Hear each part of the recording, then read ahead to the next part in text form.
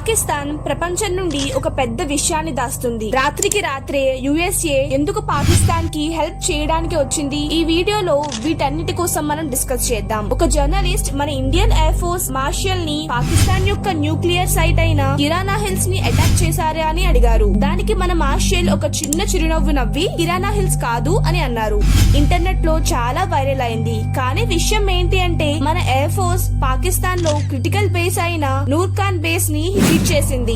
RAND corporation top analyst అయిన Derrick జే గ్రోస్మాన్ దీన్ని బయట పెట్టారు. ఇండియా పాకిస్తాన్ న్యూక్లియర్ బేస్ ని హిట్ చేసింది. అందులో నుండి న్యూక్లియర్ యాక్టివిటీ లీక్ అవుతుంది. అందుకే USA సీజ్ ఫైర్ చేయమని కోరుతున్నారు. అతను చెప్పినవి చూస్తే మనం హిట్ చేసిన కొన్ని గంటల్లోనే USA వాళ్ళ బీచ్ గ్రాఫ్ కింగ్ ఎయిర్ 350 ని పాకిస్తాన్ కి పంపింది. ఈ ఎయిర్ క్రాఫ్ట్ న్యూక్లియర్ రేడియేషన్ కి స్ప్రెడ్ అవ్వకుండా ఆపుతుంది. అంతేకాదు వెంటనే Egyptian air force transport plane Pakistan లో ల్యాండ్ అయింది. ఈ ప్లేన్ ఈజిప్ట్ నుండి టర్న్స్ ఆఫ్ బురాన్ ని తీసుకొని వచ్చింది. ఈ బురాన్ ని న్యూక్లియర్ రేడియేషన్ ని సప్లై చేయడానికి వాడతారు. ఎక్సిస్రో సైంటిస్ట్ అయిన డాక్టర్ రాధాకృష్ణన్ గారు కూడా USA air craft Egypt cargo plane Pakistan లో ఎందుకు ల్యాండ్ అయింది అని ట్వీట్ చేశారు. మరియు కొద్ది రోజుల క్రితమే it's none of our business అని చెప్పిన US senator JD Vance PM మోదీకి కాల్ చేసి అలార్మింగ్ ఎమర్జెన్సీ అని ఎందుకు అన్నారు? ట్రంప్ సడన్ గా ఆ రోజు రాత్రి సీజ్ ఫైర్ అని ఎందుకు ట్వీట్ చేశారు?